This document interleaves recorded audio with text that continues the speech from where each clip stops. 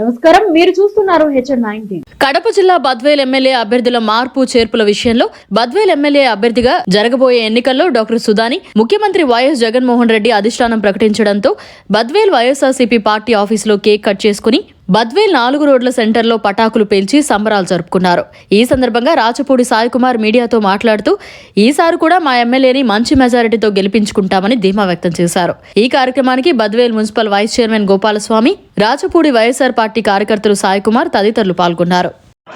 ఈరోజు మన గౌరవ ముఖ్యమంత్రి వాళ్ళు వైఎస్ఆర్ కాంగ్రెస్ పార్టీ అధ్యక్షులైనటువంటి జగన్మోహన్ రెడ్డి సారు, మన గౌరవ ఎంపీ అవినాష్ రెడ్డి సార్ గారు, ఎమ్మెల్సీ డీసీ గోవింద్ రెడ్డి సారి కృషితో మరోమారు మన డాక్టర్ సుధా మేడంను బద్వేల్ నియోజకవర్గ అభ్యర్థిగా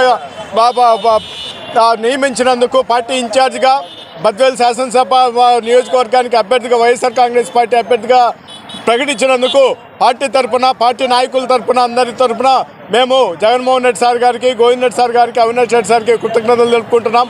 బై ఎలక్షన్లో చేసిన విధంగా అదేవిధంగా 90,000 మెజార్టీ పార్టీ కార్యకర్తలు, నాయకులందరినీ కష్టపడి తిరుగులేని విధంగా మళ్ళా బద్వేల్లో వైఎస్ కాంగ్రెస్ పార్టీ గోవింద్ రెడ్డి సార్ నాయకత్వంలో మా పార్టీ జెండా ఎగరవేస్తారని చెప్పడానికి ఎటువంటి సంశయం లేదు. కాబట్టి ఈ అవకాశం ఇచ్చిన తిరిగి గోవింద్ రెడ్డి సార్ గారికి, అలాగే ఎంపీ అవినాష్ రెడ్డి సార్ గారికి, జగన్మోహన్ రెడ్డి సార్కి, పార్టీ కార్యకర్తలు అందరూ డాక్టర్ సుధా మేడం కేటాయించినందుకు అందరూ చాలా సంతోషదాయంగా ఈరోజు మన సుందరరామరెడ్డి బద్వేల్ పార్టీ మున్సిపాలిటీ అధ్యక్షుడు సుందరరామరెడ్డి అన్న నాయకత్వంలో, జేసీఎస్ కన్వీనర్ ఎద్దాడ్ అన్న నాయకత్వంలో ఈరోజు కేక్ కటింగ్ కానీ ఇక్కడ టపాసులు పేర్చి అందరం సంబరాలు చేసుకోవడము జరిగింది. కాబట్టి Badvel municipality party YSR Congress party తరఫున, బద్వేల్ నియోజకవర్గ వైఎస్ఆర్ కాంగ్రెస్ తరఫున కార్యకర్తలు, నాయకులు, ప్రజలందరూ ఈ విషయం తెలిసిన తర్వాత చాలా సంతోషదాయంగా ఉన్నారు.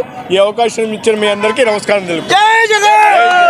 మరిన్ని అప్డేట్స్ కోసం మన HN9 టీవీ ఛానల్ ని సబ్స్క్రైబ్ చేసుకోండి.